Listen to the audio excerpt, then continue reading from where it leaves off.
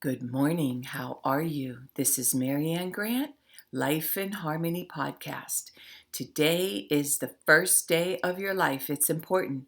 What are you going to do with it? Remember, I talked about cleaning up any of that residue that you left behind yesterday, mentally, physically, spiritually, financially, emotionally, or sexually. If you're down and out and angry and depressed, you're the only one that made the mess. You're the only one that could clean it up.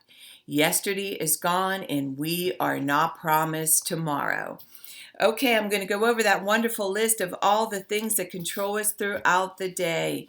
Sarcasm. Sarcasm is anger, emotions, bad attitude, enabling, people pleasing, not able to say no, drugs, alcohol, pills, relationships, sex, lust, love, anger, rage, porn, controlling everybody around you but yourself. Distractions everywhere. Then you have nothing but excuses. Gambling, work, working out, food addiction, binge TV, phone, podcasts, news, caffeine, surgeries, pain. Never having enough. Being in a relationship with a man or a woman. Mentally, physically, spiritually, financially, emotionally, or sexually abusing one another. Or you may want to add to the list. Okay, today I want to talk about when you allow people to block your energy and your spirit. It only takes a second. Let's take our energy back in a second. Let's not rob ourselves of any of this. So today I want to talk about you learning how to take your energy back when this is really one of the hardest things to do is mastering your emotions. And I'm going to be talking about that throughout my podcast about how our emotions can really trip us up. And one of the things I talk about in therapy a lot is don't listen to the words, watch the actions. And I'll say this all the time. If you watch the actions, you get the answer. So many of us, when I talked about how we always lie to ourselves, we want to paint this beautiful picture. And here's the truth. In a relationship with whomever we're with, wherever we are, there's the good, the bad, and the indifferent. And when you look at it for what it is, then you no longer have to be in denial. And then you decide whether or not you want them in your life. There's no right or wrong answer. So if you find you have a certain person in your life you have a hard time communicating with, it could be a child, it could be your partner, it could be a teacher, it can be a boss, it can be anyone, it could be your best friend, that you allow them to not allow you to be yourself, not allow you to speak up. So I really want you to work on this and your emotions. And all they are emotions. That's it. The emotions come and go. But it doesn't make it real. So when we create all this drama, make a mountain out of a mole and just create all this drama that we don't need in our day. Remember, we need our energy. We need our spirit. So the minute you feel your emotions, the minute you feel yourself being zapped of energy, I want you to look at it. I want you to write about it, and I want you to let it go. Do not stay in it. And if there's somebody that you need to confront, if there's somebody that you need to speak to, and if they don't like what you have to say, you decide whether or not you want them in your life. Remember, you're in charge. And here's the other thing. I was talking to my boys. You can't keep spending your life blaming. Your partners can't keep spending their life blaming. You're going nowhere fast. The only person you have to blame is yourself. You have to blame yourself for not speaking up. You have to blame yourself for not having the courage. You have to blame yourself. You have nobody else to blame but yourself. And here's the other thing. People don't know where you're coming from. People can't read your mind. We don't know. You can change from 1 minute to the next. It's your job to express your needs. It's your job to express what you want. That's your job. Don't expect us to read your mind, because then that's a game in itself with this passive aggressive behavior. Like they should know. No, tell us what you want. Tell us what you need. Now, when you get done and we have a conversation and the behavior continues and you guys opened your hearts out, Then it's time to think about whether or not you want them in your life. So you got some work today, and remember, balance. Not too much of anything, our kids, our partner, our play, our work. When we stay balanced, it's life in harmony. When we abuse ourselves, everyone we love is infected by it. You teach yourself and everyone around you. The level of love and respect that you give yourself, that is the level of love and respect you will get in return. Remember, the goal for all of us truly is life in harmony. Our thinking can make or break us. That is why we have to check our thinking and attitude all day long. It has to be as natural as going to the bathroom, or else our head gets backed up. This, my friend, is the greatest gift you can give yourself. Remember, if you have an attitude today, be attitude, being in the highest possible state of happiness, good humor, and contentment with the way things are. Remember, behind every breakdown, there's a breakthrough around the corner. People say, I want to help be a part of taking care of the world. Here's the good news. If you truly take care of yourself all day and be a living example, that is taking care of the world. We all have gifts. We all have worth. We all have work to do. That is the true meaning of taking care of the world, doing your part. No exceptions. The answers lie in each and every one of us.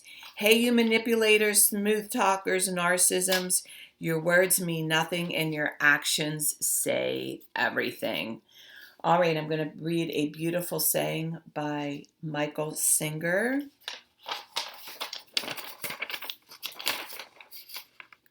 The prerequisite to true freedom is to decide that you do not want to suffer anymore. You must decide that you want to enjoy your life and that there's no reason for stress, inner pain, or fear. It is a decision from your head to your heart. A disciplined mind is a road to nirvana, who is unaffected by good or evil, who is wakeful. Michael Singer. Okay, I'm going to read a little part from Jocko Willink. I like to read from different books to stamp what I know to be truth and hearing it from somebody else. And he dedicated this book to Mark Lee, Mike Manser, Ryan Job. These gentlemen were Navy SEALs. They died for our freedom so we can have freedom of speech and be who we want to be and not be told to shut up. And today's message is falling asleep. Yes. It can be just as hard for some people to go to sleep early as it is to wake up, if not harder. So here are some steps to help that. 1, get tired. Yes, get tired. If you're not active throughout the day, you won't be tired. Getting a hard workout in the early morning will not only energize you during the day, but will also make you fall asleep faster at night. Getting a morning workout and another workout at lunch or after work will also get you tired. Unfortunately, you may find that working out just prior to going to bed will keep you awake. So try not to work out any closer than 2 hours before you want to sleep. 2, turn off the computer. Turn off the smartphone. Stop checking social media. Stop watching one more YouTube video. Sure, there's some science that says that the light from the computer and phone scenes tricks your mind into thinking it is daylight and time to get up. But on top of that, the internet is filled with professionals that create content with the sole purpose of getting you to click on it. Yes, clickbait is real. And just like a bait used in fishing, it is a trick to get you hooked. So don't click it. You will get nothing positive from it at all. 3, read. If your mind is still active when you reach your bedtime, that's okay. Get into bed and get a good book and start reading. Reading is relaxing. It settles your mind and it makes you smarter. So do it. And if the book you are reading is too good and makes you want to stay up and read, simple. Don't read that book. Read a boring one, an educational one, but a boring one that will send you to sleep. 4, most important, the key to getting to sleep early is getting up early. No, it might not help you tonight, but tomorrow night it will. If you need 7 full hours of sleep and you want to get up at 4:30 a.m., that means you get to go to bed at 9:30 p.m. But it can be hard to force yourself to sleep at 9:30. So you stay up until 11:30. You should still get up at 4:30. Yes, that will only be 5 hours of sleep. And yes, you will likely feel tired through the day, which is actually good because at the end of the day, you want to be tired. Now, you can go to bed at 9:30. You're now on track. 5, do it every day. People ask me if I still get up early on the weekends. Yes, for a bunch of reasons. Obviously, the weekend is only 2 days, so I want to get up and take advantage of it. I want to get up early, get my workout done, and complete any must-do tasks as quickly as possible. That allows for time to relax and enjoy without things hanging over your head. The other reason I wake up early on weekends is to keep my sleep pattern consistent. If I sleep in at 5:30 or 6 on Saturday, I will likely stay awake a couple extra hours on Saturday night, which now has me sleeping until 7 a.m. or on Sunday, which now has me awake even later on Sunday night, which means when I go back to waking up at 4:30 on Monday, I haven't gotten the sleep I need. So don't break the cycle. Get up early every day. If you need extra sleep, take a power nap. Wow, that's fantastic, fantastic, fantastic advice. I do that also. And no matter what time I go to bed, I still get up early. And he is right. The next night, you jump into bed. You can't wait to go to bed early, and you're back on track. And I do that power nap too, a half hour, sometimes an hour. It depends on what I need. And it's amazing what you get done. And I physically, mentally, spiritually just have no energy to do my workouts and the things that I don't want to do. That's why I get up early, do my podcast first, do my readings and writings, then I do my workout, then I do my house, then I do tasks, phone work, desk work, make calls. I have order to the insanity. But what I was talking about the other day about being happy with everything you're doing, one of the things that makes me feel great is I'm accomplishing everything I set out to do. And remember, your life is your life. The things you do for the day are for you. Nobody cares about what we do. You don't care about what I do. I can't care about what you do. All we can do is care about what we do. So don't focus on anybody else. Just you be the example. Remember, your kids don't hear a word you say. They watch everything you do. Your boss doesn't hear a word you say. He watches everything you do.